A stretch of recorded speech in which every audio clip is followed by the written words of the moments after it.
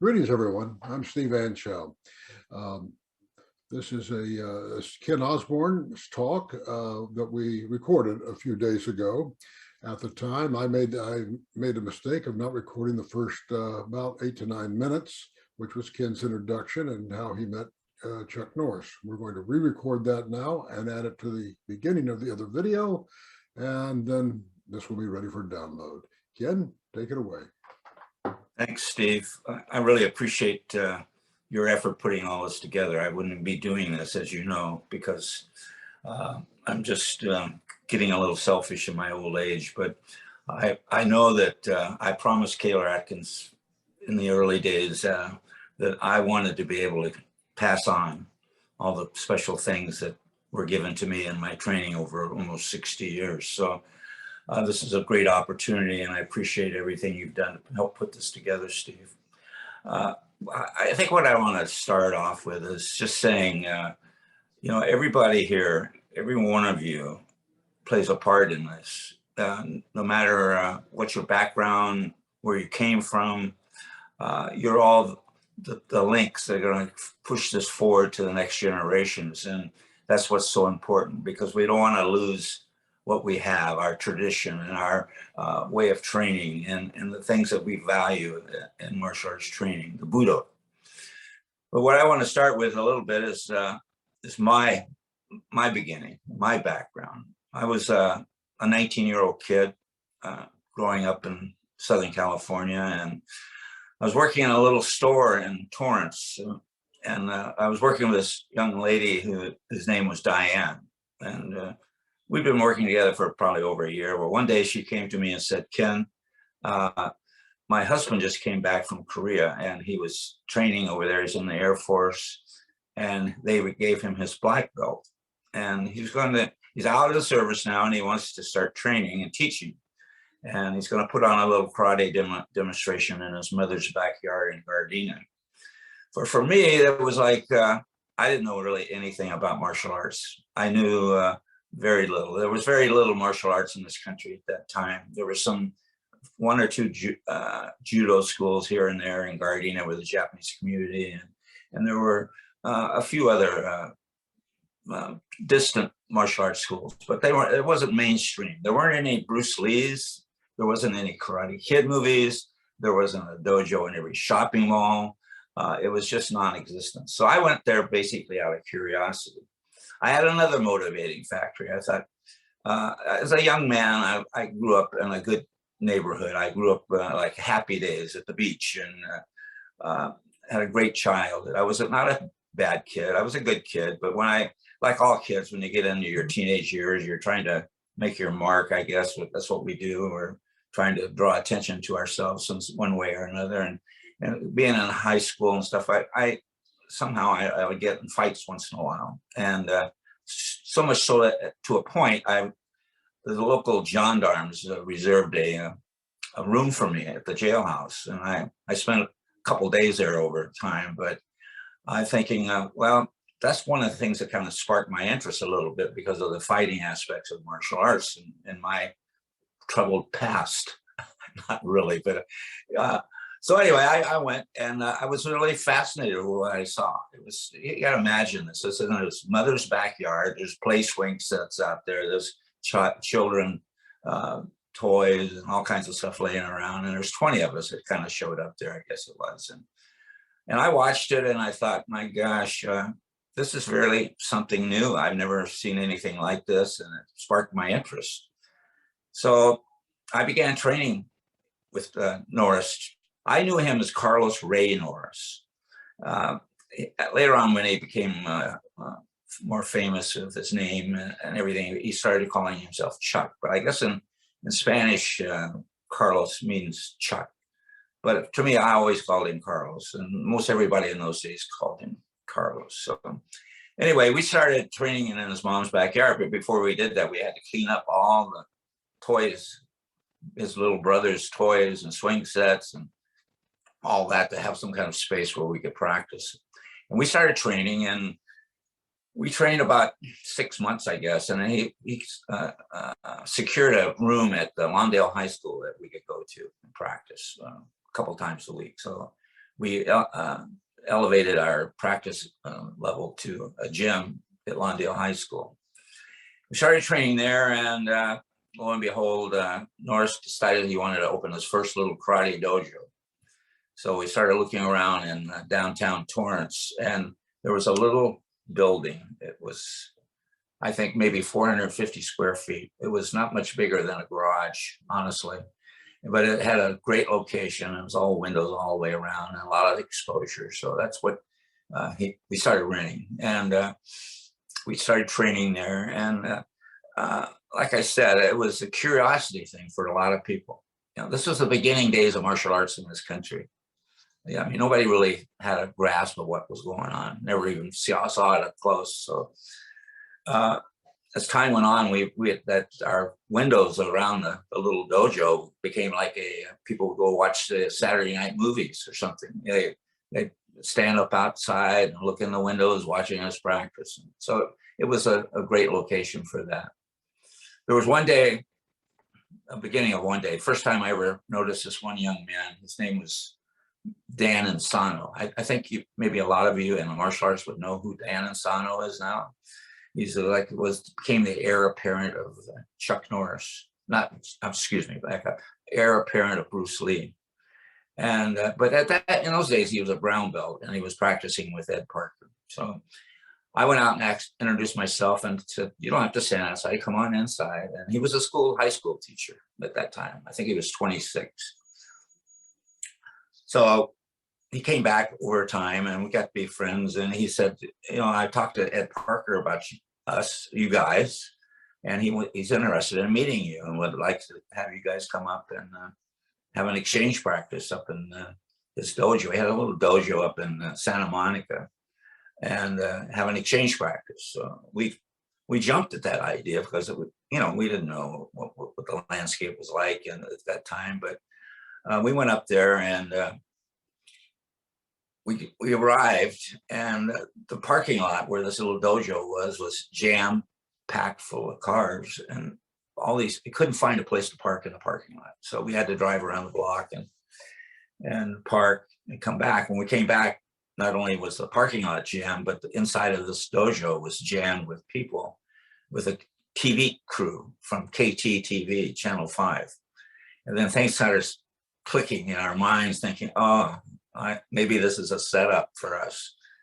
He wants to get the new guys in town and get it on film, and make sure he's doing what he needs to do to further his business in his dojo. So anyway, let me back up a little bit. We had I was the only black belt at that time. I tested for black belt, and I started training in latter part of 1960, 61, and I tested for Shodan in 1964.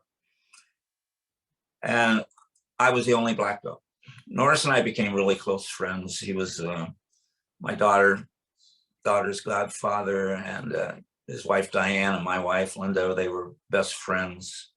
And the kids, our kids were both all the same ages. So we became business partners, actually. Because, he was in Korea for 1 year and came back he was in the Air Force and came back with a black belt.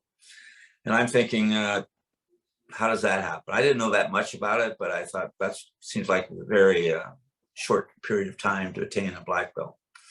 And but the reality was that Norris was a real athlete, and he was a thinker and a motivator, and I was on that same kind of track, even, believe it or not, at that young age. So what we did, we started developing what we believed would be a style that would encompass a lot of the good things from different styles.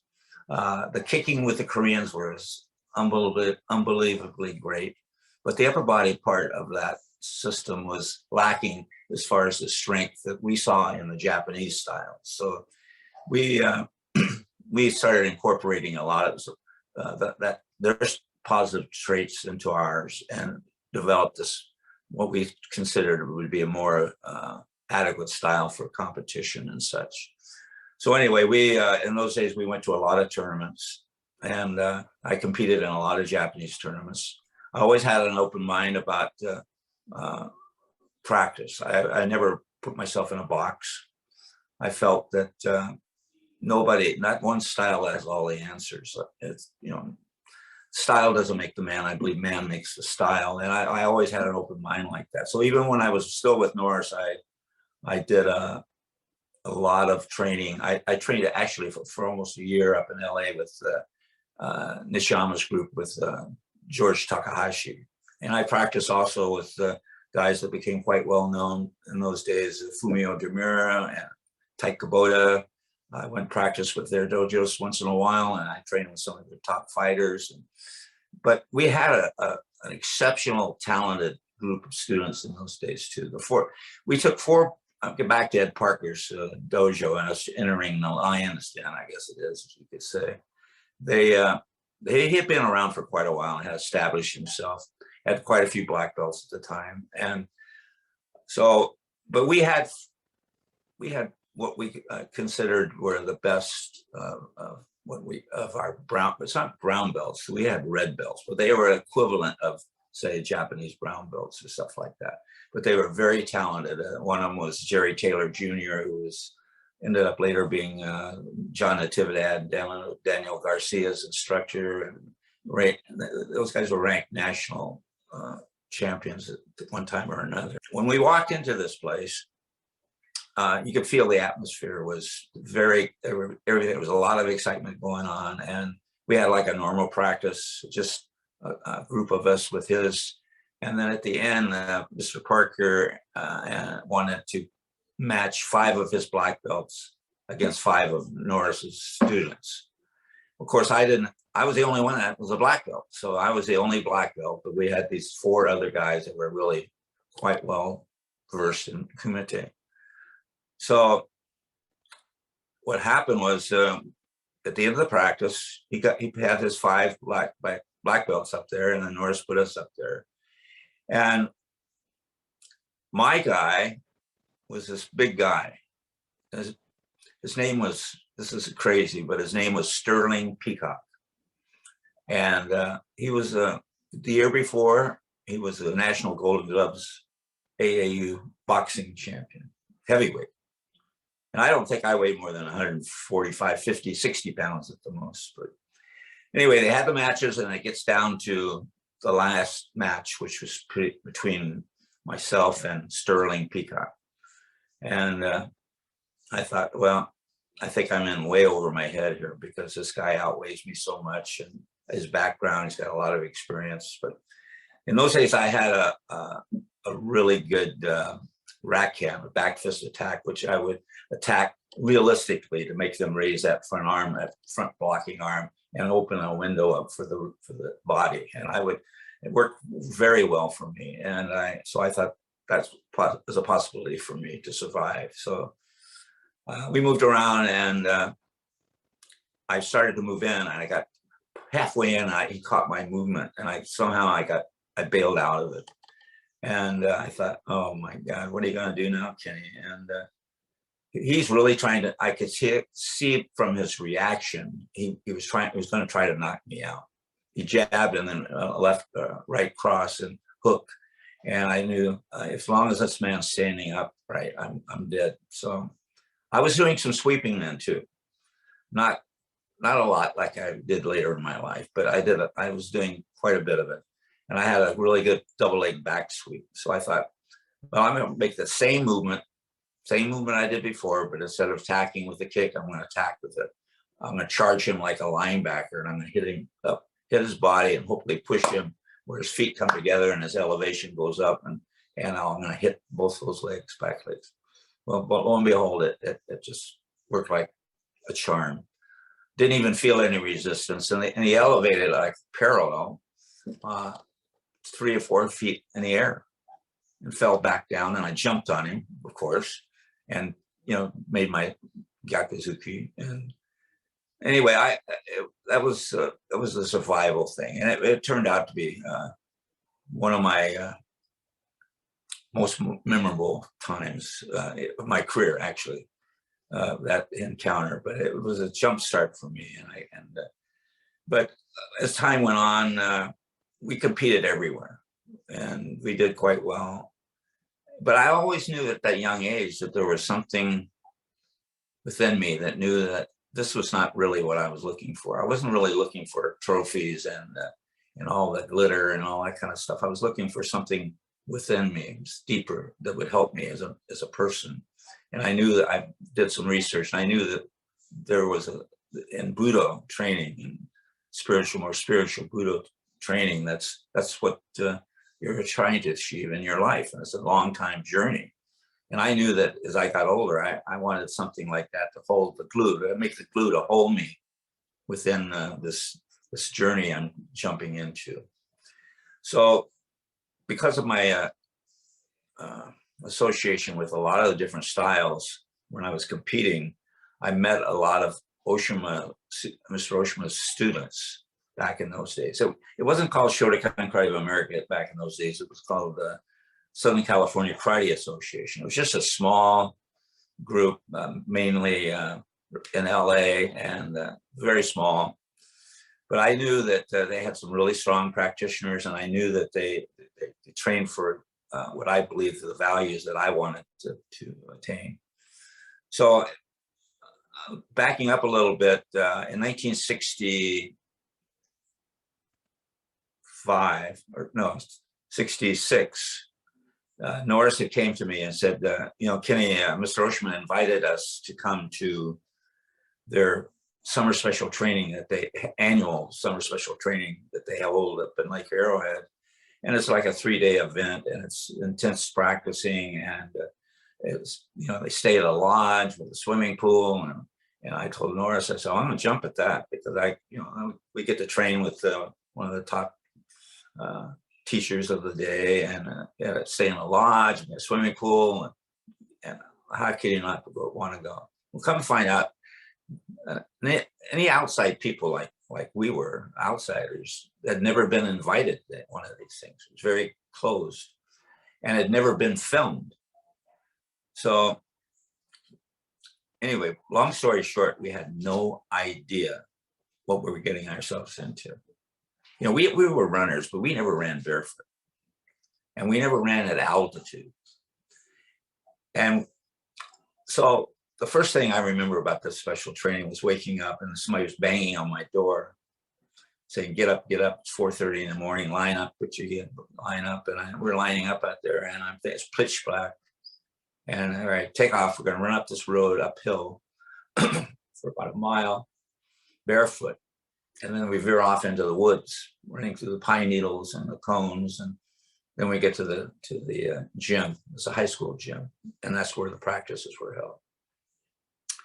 So I, right off the bat, I thought, this is crazy. I've never done anything like this before. This is going to be something else. So the first day we struggled through it, and we were still alive, I think, barely. But the second day was this what they call the Kibadachi practice. It's an hour and a half practice where they make this horse stance, and they get extremely low where your hips and your knees are almost parallel to the floor. And they made these big circles, and everybody got into these circles, and everybody's facing into the inner circle. And there's usually whoever the strongest guy is in the middle of that circle, and you're supposed to key in on him and try to follow his example. So Norris and I were right side by side in the circle, and we just so happened to be facing the wall that had this big clock on it. And when we started, they started, all right, everybody get down, get your best stance, get as low as you can, get down low, and don't come up. No matter what happens, don't come up. Just keep your stance. So we were in it for about a half hour, and I'm thinking to myself, oh my God, I've never experienced anything like this in my life. It was very, very painful. And I'm looking around at these circles of guys, there are about 30 guys, and their legs are shaking, shaking. And there's all this yelling going on. They're yelling at it back and forth at each other. Get down, what's the matter with you? Face yourself, get down, don't be weak. And there's big puddles of water around the feet of these people that are standing, because they're sweating so profusely that the feet are starting to slide out a little bit. There's this one man that was standing in front of me. His name I met him and became very good friends with him. He was quite famous in the organization. His name was Buddy Bailey. And his nickname was Mr. Horse Stance. He had this body build that was like, should have been on a man about 6'2", and he weighed, I mean, he was about 5'6", very muscular, very strong, and very intense. And they had him in the middle there. And I saw his feet starting to slide out, and they'd have to try to pull him in and he'd slide out. And then all of a sudden I'm hearing, at that point in time, I'm praying to every God that ever existed to get me out of there. I couldn't believe it. And I see his feet sliding, and all of a sudden from behind me, I hear these feet coming on the floor. Boom, boom, boom, boom, boom, boom. And I look, come by me, it's Mr. Ohshima. And he runs over to where Buddy's at and picks him up underneath his armpits and carries him out of the wet spot, slams him back down into that stance, and starts beating on his shoulder. Like, you know, wake up, get lower. And I'm thinking, this is nuts, absolutely crazy. And I turned to Norris, I said, what do you think, what the purpose of this? What are they doing? He said, well, I think they're just practicing the stance. And I said, how long do you think they're going to be here? And he said, I don't know. And you got to remember, we're looking at the clock. And about 45 minutes have gone through. And all of a sudden, I hear a thud. And I thought, what the hell was that? And I looked to my left, I didn't see anything. I looked to my right, and Norris was gone. And I thought, what? And I looked down, and he fell over backwards on his back on the floor, and he's still in the stance. And I'm going, oh, geez. And then I hear these footsteps coming running again. And I thought, oh, shit. This is my teacher. This is my instructor. What's going to happen here? So Ohshima runs over, picks Norris up from behind, like he did Buddy, lifts him up, and slams him down into the stance again, starts beating on his shoulders. So I thought, if I can survive this day, you know, I don't know. I said, I've never seen so many crazy people in my life gathered in one place. I said, I thought they all had these white gowns on, and I'm thinking they must be escapees from an insane asylum or something. You know, this can't be real. And then the next practice right after that was what they call sambo and kumite, and that's a 3-time engagement match. And that's where they're attacking face level. They start middle level and then they go to face level, and it's all free. These are live attacks. And you know, you get 3 repetitions, stepping on each one of them. No timing, no rhythm, nothing. And it's very realistic practice. And when they started that, we changed opponents. They let it go for about 1.5 minutes, then you bow, change opponents. You go through 50, you know, it seems like 100 of them, but you maybe have 10, 15 opponents that you're going through in this time. And I saw, I don't even remember who I was facing, but I was in survival mode, trying to, you know, do the best I could. And I saw Buddy, the back of Buddy Bailey. He's being attacked by Kaylor Atkins. And Kaylor's attacking him face level, Jodan. And just about the time Buddy gets right about to my right, even where I'm at, Kaylor just clocks him, and he just knocks him out. I never seen anybody just knocked out like that. Just fell like he got shot by a bullet. Just boom, on his back. And Kaylor runs over and he's like, "Buddy, are you okay?" And it's just chaos, So anyway, I'm back. We go back to the room, and I didn't eat for the whole time I was there. I hardly ate at all. I was just drinking water, just trying to rest my body, just trying to recover. But I hear this knock at the door, and I said, "Come in," and it's Carlos Norris, and he said, I got a problem. I said, "What?" He says, "Well, Diane has an emergency, she's sick, and I'm going to have to leave." And I'm thinking, and he says, "Do you want to go?" I'm taking Jim Breer, and he was one of the students we took. He was a sheriff deputy. And I'm thinking to myself, I didn't say it, I'm thinking to myself, oh God, thank God I'm going to get out of here. But then I got to thinking, oh no, there's only one more day left, and I'm kind of a knucklehead about, getting things done that I start. So I said, let me see if I get a ride home.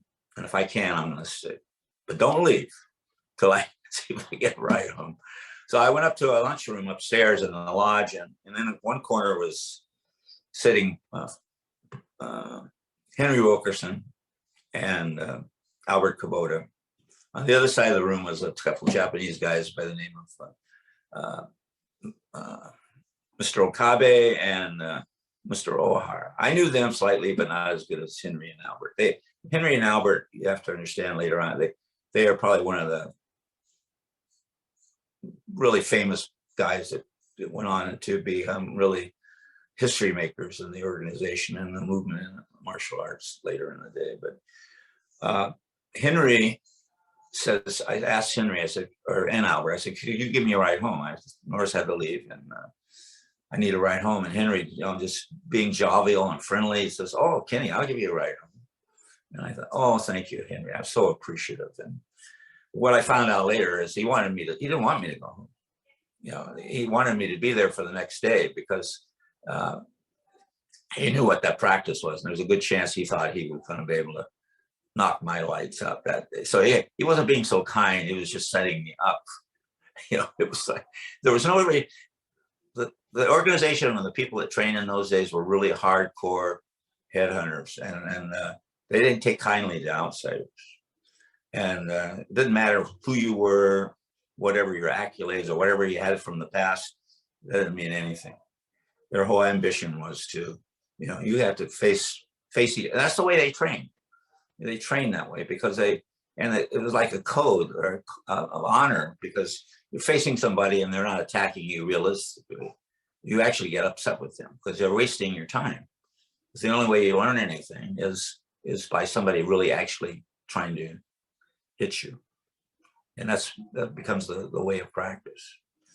David? Hey, yeah, I want to talk to this guy. And those are my kids. Your nephews, yeah. Uncle Ken. Yes. Do you hear me? I hear you. Do you hear me? Yeah, I hear you. Just to be fair, back to 1984, the tournaments, I'm Israeli, and you know that I practice with Israel Shotokan, and I also practice with the SKA. Just for the record, the reason the Israeli won was because Lee Mall popped this guy. It wasn't technical. I mean, we need to get the history right. I mean, all right. I think it was like the American team was leading, and this guy was out of control, and he popped him out. We have the video, we have the proof for it. Right. Because he was out of control. I know this guy, he's always out of control. And I think it was a technical loss. Well, yeah. Well, the saying, bye, are you guys leaving? The deal is, Don and myself, both our matches were draws. And I think you have film of it. I felt that, I'd scored on my opponent three times. And the judging being Ono, and I have to say Sada was there, but I felt, he was running all the time. And the same thing happened to Don. So Don's match was a draw. My match was a draw. Greg Scott won. Mark won. And Lee was leading his opponent by half point. That was the last match. So, it was a draw up until Lee's match, but he was ahead. And there was only 15, 20 seconds left in the match. And all of a sudden, but he kept hitting Lee periodically. I mean, his control wasn't very good. So Greg Scott walks up behind me and he says, Kenny, Lee's going to hit him. He's going to hit him. I go, yeah. Boom. He hit him and knocked him down. I don't think he was out, but he just knocked him down. He didn't get up. They disqualified Lee and gave the match to his opponent. That's the story. But that doesn't take away from the fact that they were amazing. Yeah. Good to see you. I like your glasses. It's from a $1 store. Yeah. Get a pair of red ones. I used to have some red ones. I have all kind of colors. Yeah. Yeah. All right. So yeah, that's the story. Abe. Hi, Ken. How are you, Abe? I couldn't hear Ken, anything. hold on.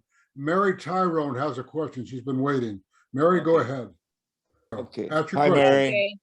What would you suggest for those of us younger who want to build a home practice and zero in on special training and success in going above brown belt? Well, it's just like anything else. You've got to, in the old days, they used to talk about, the mentality was repetition. And they felt that after thousands and tens of thousands or whatever, that you would find the right way.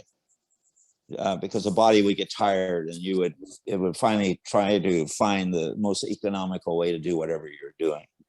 But they really that's not true. And that wasn't really discovered until many years later, because you can keep doing the same repetitions thousands and thousands and thousands of times. And after 50,000 repetitions and you weren't doing it right, what do you have? What are you left with? You're left with really beautiful, polished bad habits. So that practice and that time was for naught. And I see it all the time. I see it in people, seniors that got, they take a test and they did this and they did that and didn't quite make the test and they come back for the next time whenever and they're still doing the same mistakes. So my idea of training has always been, be a thinking practitioner. You have to be a thinking practitioner. What I mean by that is you have to be in tune to your body. And if it doesn't feel right to you, you have to be smart enough to know that and find out why it's not right.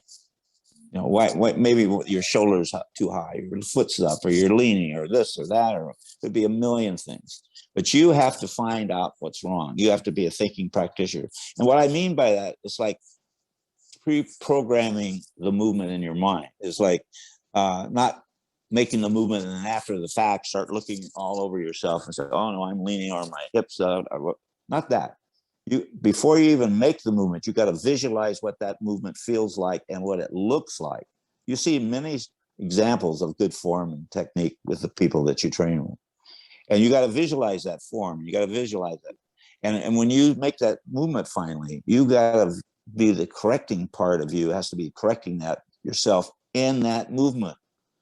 So that when you get to the end of that movement, everything in it and at the end of it is exactly the way it should be. You feel it. And if it's not, your body will again tell you it's not right, something's wrong. Well, that's what you just over and over and over. So you got to be your own worst critic.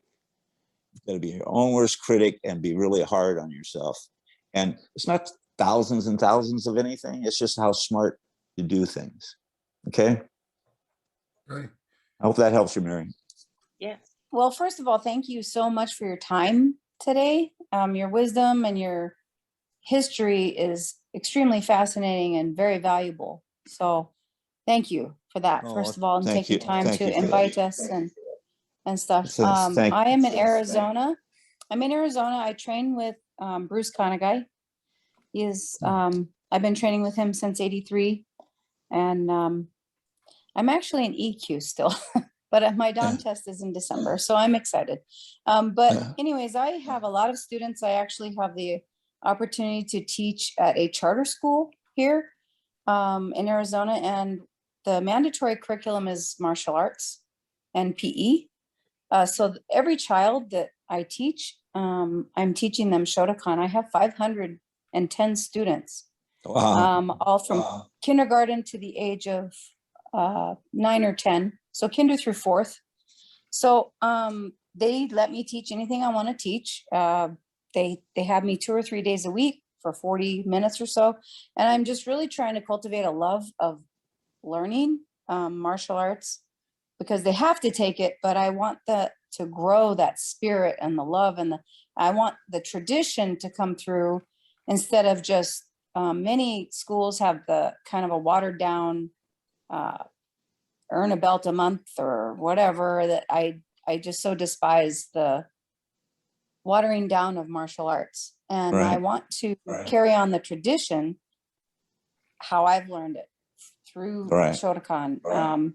And I struggle with it a bit because children are impatient, of course. And I also I have an opportunity to possibly open a dojo with somebody that's going to do jiu-jitsu 2 nights a week. And I would get Shotokan the other 2 nights in a building. So I'm looking for just any tip for I want to grow Shotokan in this area and how to inspire new people.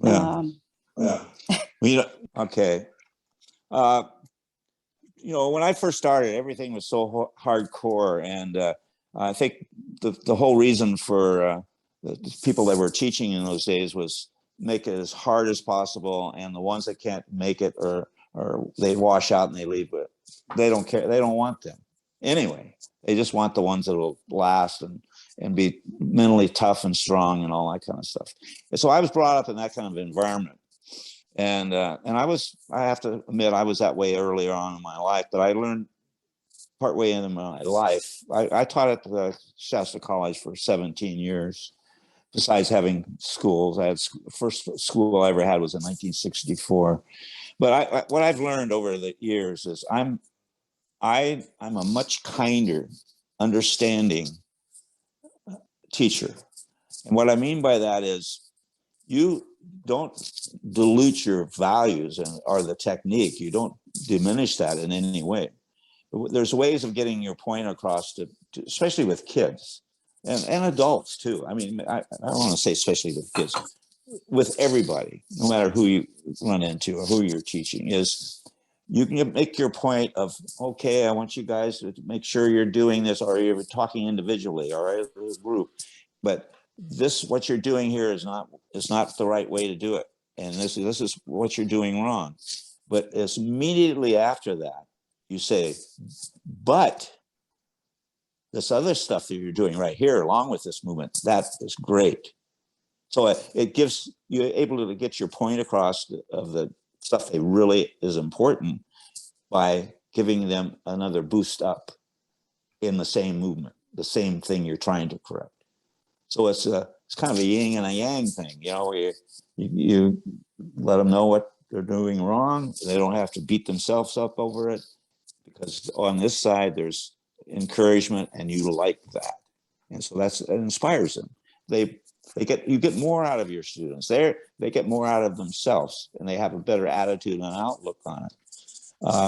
So I totally believe in that. It's encouraging, and because we're all, everybody's different, and everybody's going to learn different. Some people have natural skills and or overabundance of that, and a lot of people just really have to struggle. But as far as the instructor and how you do those things, you have to be honest with yourself, and you have to be straightforward with what you're trying to teach. Not in a mean. I mean, I had people yell at me over the years. I mean, just yelling, at me over different things, and it really is. You can't browbeat somebody forever. You just can't. But if you give them, instruction on how to do something, do it you do that in a more low key way, kind way, and then dressing them down a little bit over that. But on the flip side, during that conversation, you say, "But boy, I'll tell you what, your focus and everything is just outstanding. I really like what you're doing there." That's a real, and kids love that stuff too. More than, and adults do too. I mean, I can't believe some of the stuff we used to in the early days. It's like, thank God everything evolves. That includes all of us in the way we do things. So I hope that helps you. No. Thank you very much. Yes, it does. Okay, you're welcome. Oh, there's Bruce Conaguy. How you doing, Ken? Hey, Bruce, how are you? Good. Hi, everybody. Man, great to see a lot of you guys, Marty and Mark. Great. And Jan, we talked about it. And by the way, if Diane's been training, she's come out a couple times out here. We started training a year and a half ago back on Zoom. And she's very high level. And I said if she wants to pursue this new dojo possibility, I'd go out there and help her out in Arizona. So. Yeah, you're a traveling man. That'd be easy, Bruce. You got to get out there and give back. A lot of these people that really want it and serious too. Yeah, I'm looking for the real serious students now and just focus. And my group right now, we have 80 in our group. But more important is just focusing on, how Ohshima taught us and staying true to the traditional Shotokan. That's my goal, and staying strict. And me, we've known each other since '65, and I've known all these guys for a long time too, like Steve and Mark and Marty and so on. So anyway, I'm just excited to see Ron and Hiroko. Great, what a great group. What a great group. Yeah. We're gonna who's it? Randy and I are coming to your get together, and Chuck Lozano said he was going to take us. I can't hear you, Bruce. Bruce, Bruce, unmute. I was trying to click on something and I muted you, Bruce. There, can you hear me now? No, that's better. Yeah, Thank you. Sorry, Bruce, my mistake. Yeah. Steve's always trying to mute me, Well, So- hey, Since I've known you. Yeah, but anyway, I'm excited to see all these seniors come down, and we have a 2-day event. I'm just so excited, and I already got the gym and the rooms set up, and I'll talk with you, Ken, and the board of directors and Muman about what we're gonna do. But it's gonna be a Q test and a dawn test, so really excited.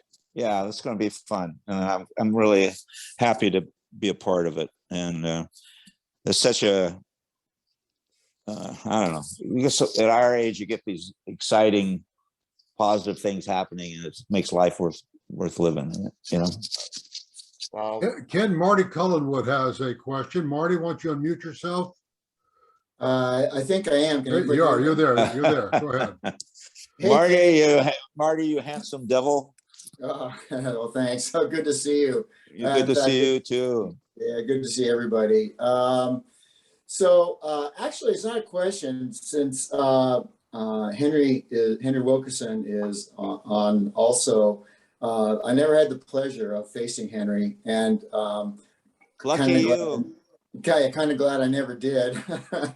but I'm going to tell a Henry story nonetheless. It for everybody's, I started in the early 70s, and my first instructors were the House brothers, Fred and Tom House. And, of course, they had gone to special trainings and had the opportunity to face Henry. So we used to motivate all the practitioners at the time in our dojo that if they didn't pay their monthly dues to SKA, that Henry was going to knock on their front door. so that's one of my Henry stories. The other one has to do with a special training back in the 70s, which had the opportunity to attend, and Henry was there. Of course, this was held at the Carpinteria at the school there, and we were doing Hamburger Hill early in the morning. And Henry, I think you at that time, you were kind of a heavy smoker. So Hamburger Hill was one of your favorite things to do, I think. And so in any case, we were doing Hamburger Hill, and the slow runners went first. And Henry, unfortunately, I think you were in that group. And we were coming back up, and I had caught up with Tom House, and then Tom and I caught up with a black belt who was really, really struggling along the side of the road, coming up the hill. And Tom, as we're coming up, Tom goes, "Hey, come on, pick it up, pick it up." And as we run by him, it's Henry. Henry glances at us, and he glances at us. He had that look on his face, but all of a sudden he stumbles off the side of the road and then tumbles down the little hill. I don't know if you remember this, Henry. And Tom goes, "Oh crap, that's Henry." And we, before Henry could pick himself up, we hustled along because we did not want him to know who it was that told him to pick it up. So those are my two Henry stories, and it's really good to see you. Yeah. Of course, Kenny, good to see you. I've got more than enough Kenny stories, being 3 feet off the ground horizontal.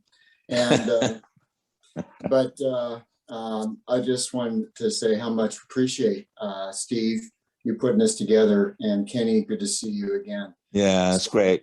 When are you gonna come see me in Palm Desert? Oh, I guess, do I have an open invitation? That's an open invitation. Okay, well, next time, yes. March 4th is Ken's birthday. He'll be 81. Why don't we all meet at his place in the desert? He can he can buy pizza and hamburgers for us all. Right? Well, okay. Okay. I didn't. Go ahead. Henry, Ken, anybody, any questions? What's the practice? The physical practice we do, like in karate, Yeah. could help us like mentally and maturely growing.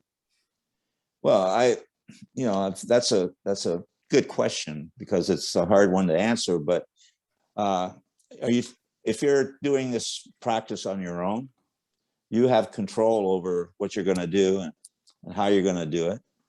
And you have to, a lot of people, they think, well, I don't have to do this or I don't have to do that. It's just me, nobody's around.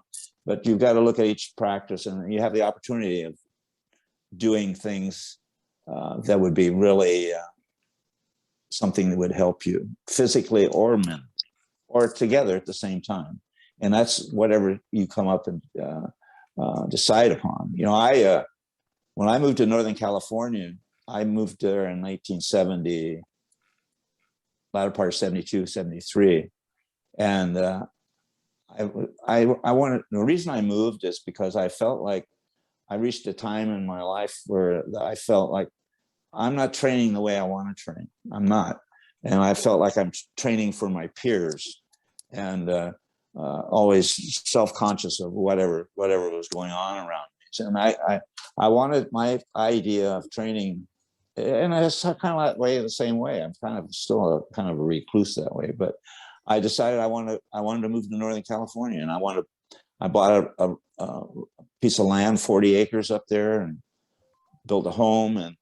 And what my whole idea of training was to have the room and the time to just go get on my shoes, my running shoes or whatever, and I just take off. Usually I had a couple dogs I had running with me, but I wanted to be able to run out a logging road somewhere out in the middle of nowhere, just me and the squirrels, and stop.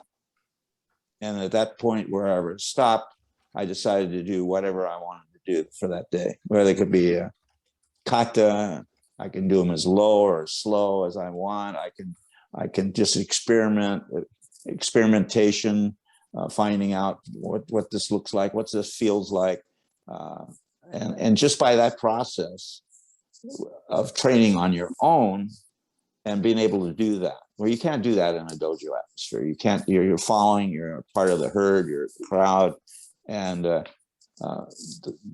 best practice you can have, Abe, is your own practice. And I believe that. Once you get the real good solid foundation, which you obviously already have, it's time for you to really get into yourself and find out. We all have all these incredible hidden treasures within ourselves, and we don't even know we have. And the only way you find them is by experimentation. So all of a sudden, something will pop up. that'll be the treasure that you have there that's popped up, and you form that treasure and nurture it and practice it, and all the things that go along with it.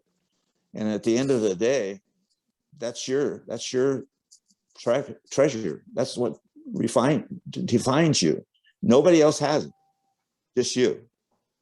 And we've got a lot of them within ourselves. We'll never run out of special things that you're capable of doing that nobody else can do, or nobody else can do it like the way you do it. And that's what real practice to me is. And you are your own worst critic, so you've got to never be satisfied. Thank you, Ken. You're welcome, Abe.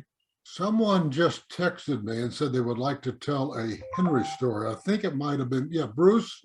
If you don't mind, Ken, Bruce wants to tell a Henry story. Absolutely. Go ahead, Bruce. Absolutely. Unmute. I started in April of '65 with Franz Borka and Dirty George Gamble, and I was the first member of Santa Monica Dojo. And then we started training with Mr. Ohshima would come on Thursday nights, and then we would go on Friday nights down to the dojo. And then a year later, we had, I went to the first special training in the winter of '65. There's 29 of us. And after the first practice on the beach, it was at the Ogden Dojo on Cherry Avenue. And we had it on the beach. It was freezing cold. And I remember seeing Henry in line, and he can correct me, but I remember he kicked Albert in the head when we were in 2 rows, and Henry had no control. And the next morning, I wanted to get back to the dojo because I was a high school kid and a skinny little guy, and I was there with Albert and Floyd Herbert, if you remember Floyd, and they all got their brown belts. And so I was so miserable, I just wanted to take a shower and crash at the Ogden Dojo, who had a judo mat with blood and sweat, and Kayla taught on Tuesdays and Thursdays, and they never cleaned it or washed that floor. And I just wanted to get a hot shower. The showers were broken, and we just crawled in a sleeping bag, and I said, I never want to do karate again. We get up the next morning, and we go for this warm-up run. It was almost freezing. And as I'm running behind Buddy Bailey, Don Dupree, and me, we're running out. Don Dupree got his 5th Q, that last Q test. 2 of the grown men in their gis run the other way with the suitcase and throw it in. And I knew I was never going to do karate again after this weekend. But we did the half-hour back stance when Kaler couldn't count, and we did 45 minutes on each leg. But that was the following morning after we did the horse stance for an hour and a half. And then we're doing kumite, and you got to remember there's Mr. Honda, Mr. Okabe, and Mr. O'Hara, and Lee wasn't in the picture yet. Lee Mo and Jeff Klein, they weren't there. Came later. And we had to face Mr. Ohshima in the summer special training, winter special training, and they were tough. Everybody's just brutally tough. But I saw Henry. I'm coming down the line, and I see Henry, and all of a sudden, I hear a splat. I hear a body flying into the wall, and we're doing Jodan Kumite, and Henry hit Floyd, split his head open, flew back in the wall, and somebody goes, somebody, you got to take him to the hospital. And I am shaking now because, remember, I'm a 17-year-old high school kid, and I have to face Henry next. And I said, I'm going to die, but whatever I'm going to do, I'm going to just punch him as hard as I could, even if I get knocked out. And I'm facing him, and all of a sudden, Mr. Ohshima goes, Yame. So I never got to face Henry at that moment. And I had such a horrible mental block against Henry for over 2 years. 2 years. And we would see each other then later at black belt practice on Sunday with Mr. Ohshima. We go Sunday for brown belt. But I had that mental block, and he's smoking and drinking his coffee in between practices, and I go, this guy is like the deadliest guy I've ever seen. I was more afraid of him than Mr. Ohshima at that time. But I remember only 27 of us finished special training in the entire United States. That was the 1965 Winter Special Training. And I got to tell the Ken one.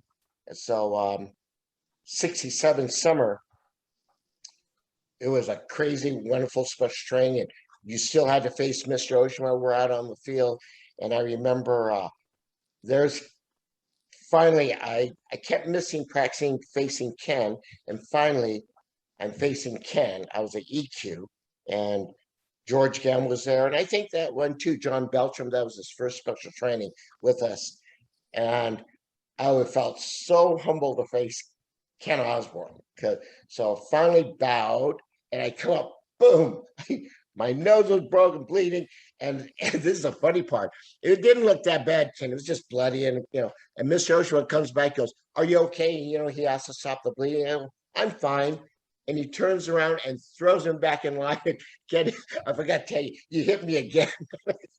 and then I had to face John Beltram and so on, and Mr. Ohshima. And I remember a lot of little things. My head was dizzy and swollen. I remember Franz Borka tried to foot sweep Mr. Ohshima. And Mr. Ohshima somehow jumped in the air, and while he's in the air, kicked him right in the chest. And I go, that is great. At that time, Mr. Ohshima was 46. He's going to be 47. So those are, my fault. He was, 40, 46, 47. He was born in 1930. No, 36. Yeah, 37. 1930 is when he was born. Yeah. August. Yeah, so in the winter special training, when I faced Mr. Ohshima, it was just before his birthday, so he was still 36 years old. And those are great times. And I know those, and later Steve, when people don't know, I was classmates in high school with Lee Mo. And he shows, and those days, everybody was throwing me through the wall and tearing off my gis. So I went to Ed Parker to buy a new gi, and Lee Mo walks in. And he goes, Bruce, what are you doing here? He goes, are you looking for a karate school? And I said, no, I'm training. He goes, well, I'm looking for a new dojo. And I go, I'm just looking for a karate gi. And he goes, well, where do you train? And I said, why don't you come down? Tomorrow's Tuesday night, and Mr. Okabe's teaching. And so he shows up in his gi, and Mr. Okabe, we did 2,000 kicks that night. And Lee, you know how Lee sweats right away after the first 10 kicks? And he was pouring, and his gi turned gray. And then his legs were shaking. He turns to me, goes, I'm going to join. I love this. But before then, Ken, I don't know if you remember, there was one Shotokan instructor in West Los Angeles, other than Mr. Nishiyama's group. And that was Joe Barona. And I go, how come you quit Joe Barona? And he goes, I could beat him up all the time. And that was the only reason he quit, was he was about to join Ed Parker's studio, and I just happened to be there that day. So it's either curse or blessing, that you can blame me or bless me for introducing Lee Mo to Shotokan. But great times, a lot of stories, and I hope all of us, we get to talk and meet again. Hey, thank you, Bruce. You were an amazing guy, and I value your friendship. So thank you.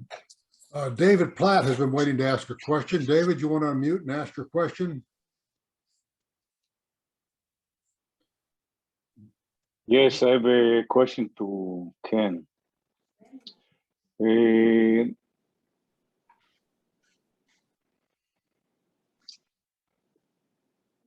I think that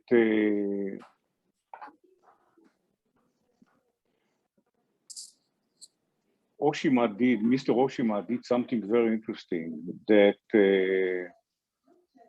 will be able to maintain the organization by decentralize the cult mentality, which can can form if you're not careful in this type of organizations. And thank you for your, when I hear the stories, this is absolutely interesting that it's the collective of the people who creating the value and not maintaining a kind of, I would say, head. There'll always be a head, but there's the consul, the black consul, who create the value here and not a specific person who obviously is important. Mr. Ohshima is extremely important. He's the founder, but I'm amazed how he decentralized the organization and made it actually a collective of leadership, which will make it very, very strong. It showed up. I mean, you have different countries with different leaders. They all see the same vision and the same line. They're all on the same page, so to speak. Thank you for that. You know, as long as we're talking about that, I don't know how many of you know this, but I resigned from SK 3 years ago, I guess it was. And it was not an easy thing for me to do, but I felt that because of some things that had happened over time, it was best for me to do that. And but I totally love the organization, as you know, the organization I grew up with, and I've met so many incredible people over the years that enriched my life and continue to enrich my life. And you know, my idea of living in my life as I get older is I'm much less opinionated in everything that I do. I'm not judgmental in any way, hardly at all anymore. And the things that I've done over the years, which in my mind's eye were good things, and some maybe not so good. But you always, during the course of your journey, I don't care what you're on the path for, but sometimes there's things that you're not so proud of, and sometimes there are other things that are good, and things that you hold in, you don't for years you don't talk about. And what I've tried to do in the latter part of my life anyway is I've tried. I don't want to go to my grave with regret, and people that I wouldn't normally associate with. Maybe because of you holding this rigid idea, or they're holding a rigid idea, whatever it is. Someday, Kaler talked about that, because Kaler and Mr. Ohshima had problems. We go way back to 1976. But one thing I know about Kaler, he stayed with the organization. He didn't resign, but that was it. He felt like that he wanted to hopefully get things resolved with Mr. Ohshima before either one of them died. But sadly, that wasn't come to pass. But so we have. I can't imagine running an organization and the people. My idea of this organization was Southern California Karate Association was just a small little core of people, that Mr. Ohshima would come down and teach on Friday nights, and we go back to Kaler's house, and Mr. Ohshima would lie on the floor, and with Stephen and Kristen and Sherry and Kenny, my kids, and color crayon books. You do that with them, and then he would have a tablet, and he would take those crayons and he'd be sitting up at a chair, and while they were on the floor still doing that, he drew he drew pictures out of crayon with my son, who I lost 5 years ago, and my daughter, Sherry, who hopefully some of you saw. She just defeated breast cancer. But I remember those days. This is how close and tight we were. But and the bigger you get, and I don't know how they ever keep things together. Like over time. There was 4 or 5 large organizations that were prominent back in those days, and not one of them still really exists anymore. And I always prided myself that we never had that problem. I felt that if we were still around, we were the only ones still around. And I thought the reason all the other ones disintegrated was that everybody had an agenda. They had some kind of an agenda for themselves, or they were backbiting and all that kind of stuff. And I felt that we didn't have that. I felt like we were there for one thing, and that was practice. And that's why we existed for so long. I hope that the organization just keeps going. They've done so much good, and I'm proud that I had the opportunity to be a part of it for so many years, and the friendships I built over the years. And I'm so thankful for that. It made my life worth living, honestly. And but I know as organizations grow and sometimes things just inevitably I remember standing on the dojo floor when they opened the dojo in 2000 up there in Santa Barbara, and Don Dupree and I were standing on the floor. All these people were there, thousands of people from all over, all these different countries. And I just was standing over there with Don and watching what was going on. And I turned to Don, I said, my God, Don, how did all this happen? How did all this happen? I mean, I just remember everybody in those days were just a bunch of ragtag kids practicing, just having fun. And now look at this. So I think as organizations grow, things are going to happen inevitably, and some of the values and stuff will. No one person can control all that. It has to be divided up. Like I know that now they have the Shihans in Israel, Shihan, and France, the same thing, Switzerland, the same thing. So they have their own Shihan there that just kind of oversees that whole country. So everything evolves, everything changes, and my whole purpose is I know things change, but what I don't want to change is the values that we've had and the values that we were given, for what the purpose is, So thanks for that question. I got off on a rant here, but that's it. That actually would be a good place to stop, except that we have 2 more people who have something. First is Donna Conrad. Donna, did you want to say? I think Donna has a short story. Go ahead, Okay. Donna. Oh, well, it kind of goes with what you were saying, Ken, about the organization being tight and seniors taking care of people.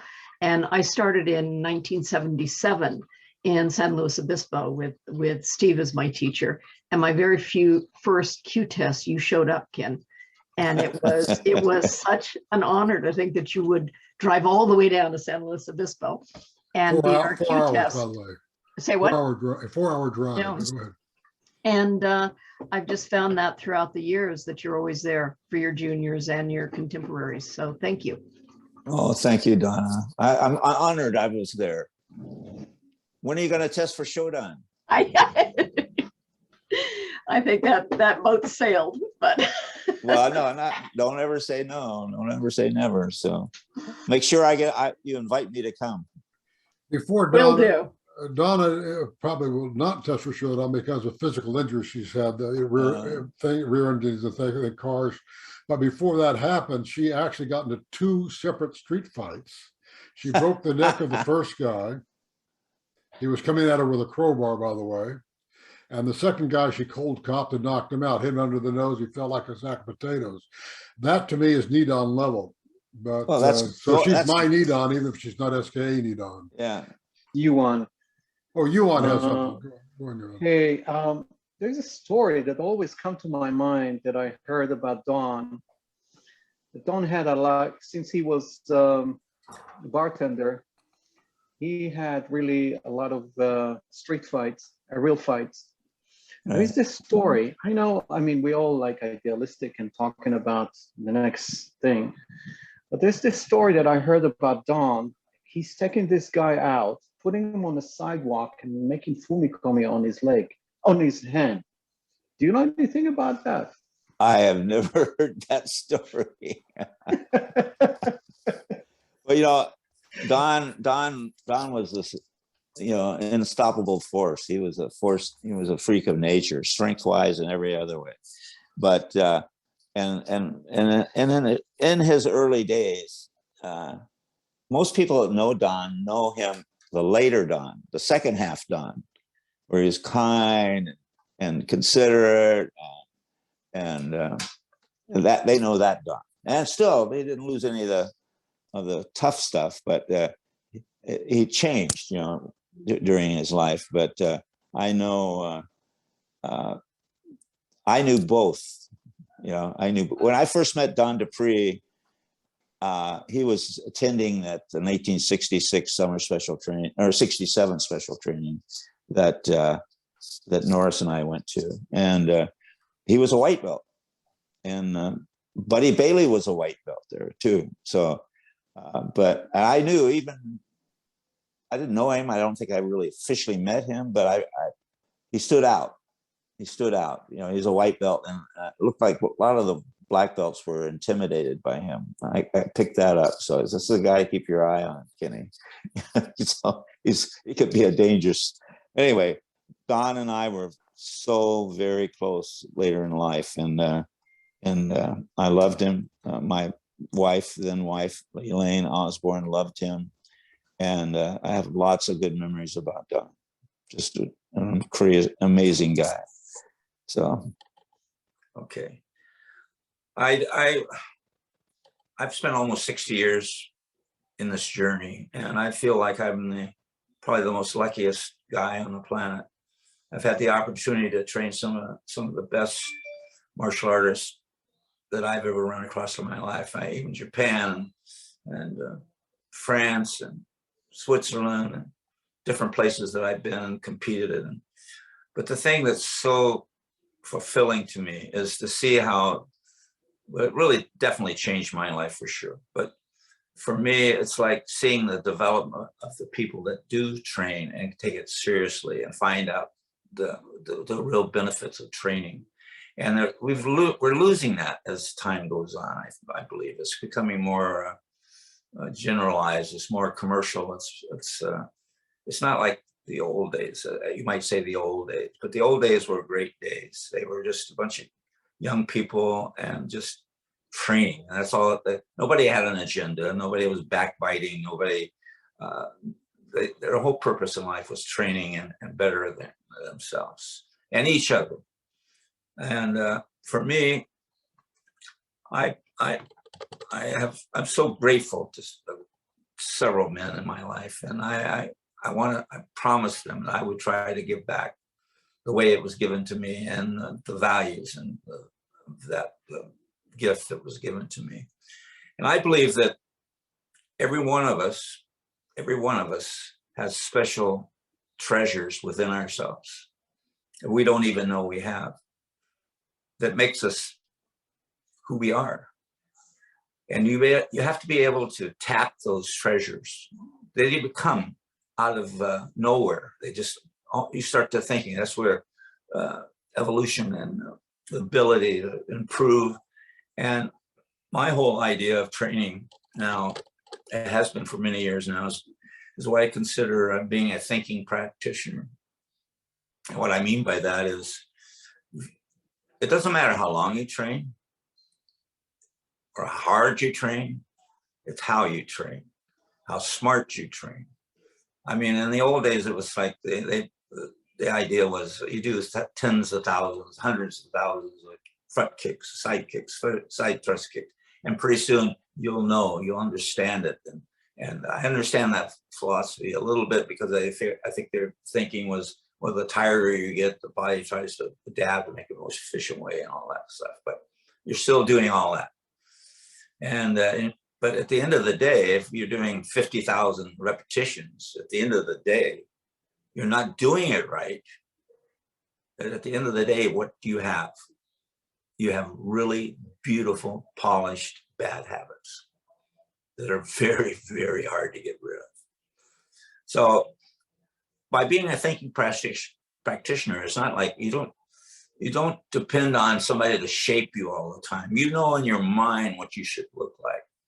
I mean, if you follow your peers, you see what they look like, how they carry themselves, how they do certain things. You know that. And you got to be able to absorb that. And being a thinking practitioner is not like after the fact. It's like, I see it all the time. People step in, they're doing techniques, and they step in, and then they stop, and they look down, they're looking around. Is my hip in, my shoulders back, do I have any power up? And that's all, that's after the fact. And it's not what we want to be as a thinking practitioner. You gotta visualize what you're gonna do, and you gotta do the correction and the application in the movement. And you'll be amazed what'll happen. The other thing is, I see too many people, it was really bad in the old days. I mean, as far as training, I mean, they were ruthless. They didn't care. They weren't looking for a lot of students. They just wanted the ones that were going to be tough enough to handle what the practice was. And if you weren't able to do that, they didn't want you there. It was like weeding out the ones that can't do this. I remember when I was teaching at college, on orientation days, I'd have 100 people signed up. And after the second practice, I'd have maybe 35, 40 people actually still there. But my thoughts are, and it was hard. I mean, teachers would be yelling all the time at you. What's the matter with you? You got to do this. Always beating them down. And I found out later on that, you know what? Everybody is not just exactly in the mind's eye of whoever the teacher is, but you can get a tremendous amount of effort and building blocks with students by just correcting them for what they are, what they're doing. You know, maybe you're correcting them for a technique, and you say, well, that wasn't good. You got to do this, you got to do that, and talk them to them in the realistic form.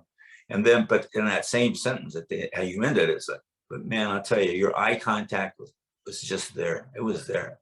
And their breathing was great. So you've got your points across, and you've tore them down a little bit. But at the end, you gave them some comments on some things that they're doing right. And it's amazing what happens when you practice and teach like that. It's amazing. I want to... I'm getting short on time. I just turned 80 in March, and I never thought I'd ever be that old. I wasn't crazy. I didn't do things foolishly, but I didn't do anything that I didn't think I wanted to do or tried to do. So I'm thankful, and I'm most thankful for the people that helped me and pushed me along the way. And I can't pay them. Some of them are gone already. A lot of them are gone. They're good friends of mine, like Don Dupree and Kaylor Atkins and Albert Kubota. And the beat goes on, and many, many, many more. But I train and think about them constantly, and I want to be able to, I know how they were, and I want to show that I'm trying to carry on their legacy and their legacy of what we do as much as I can.